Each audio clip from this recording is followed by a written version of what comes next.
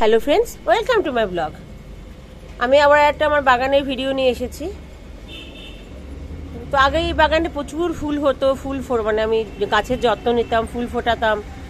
তারপরে হঠাৎ করে এই বাড়িটা হওয়াতে একদম রোদ মানে কমে যায় আর ফুল টুল হয় না। তখন রাগ করে ভেবেছিলাম সব গাছ টাছ কেটে দেবো আর রাখবো না, কিন্তু আসলে নিজের হাতে তৈরি করা জিনিস তো বড় মায়া লাগে।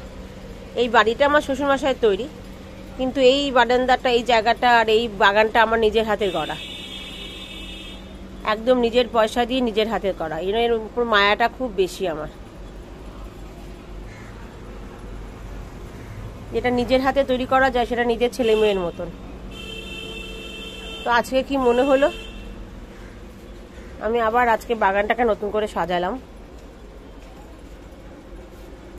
সুন্দর একটা বেল ফুল হয়েছে দেখুন।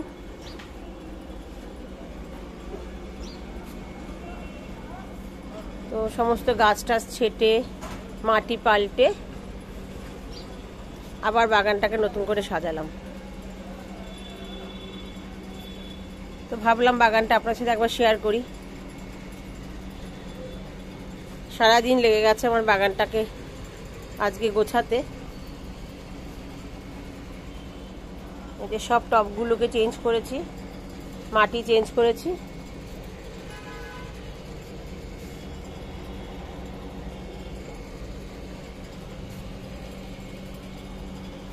প্রচন্ড দুপুরে গরম,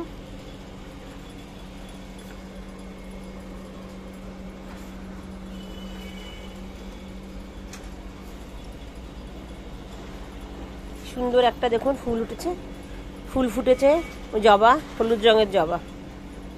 এখানে অনেক বেল ফুল ফুটেছে।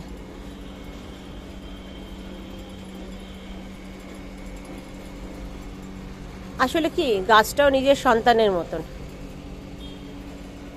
যারা গাছ প্রেমী, গাছ ভালোবাসে, তারা জানে যে একবার যদি এদের উপর ভালোবাসা জন্মায়,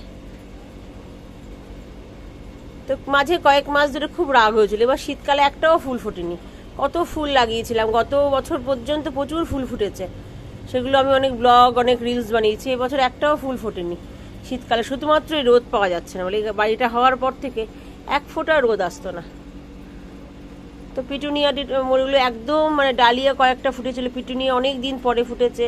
তো ভীষণ রাগ হয়েছিল। তো এই জন্য ভেবেছিলাম সব গাছ টাছ কেটে দেবো আর গাছের যত্ন নেব না।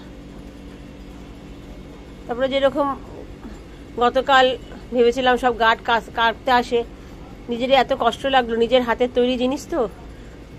বললাম থাক, যতদিন আছে ততদিন থাক বলে আজকে আবার নতুন করে গাছগুলোকে যত্ন করলাম, নতুন করে টব পাল্টালাম, মাটি চেঞ্জ করলাম। তো কেমন লাগলো আমার গার্ডেনটা একবার জানিও। নমস্কার।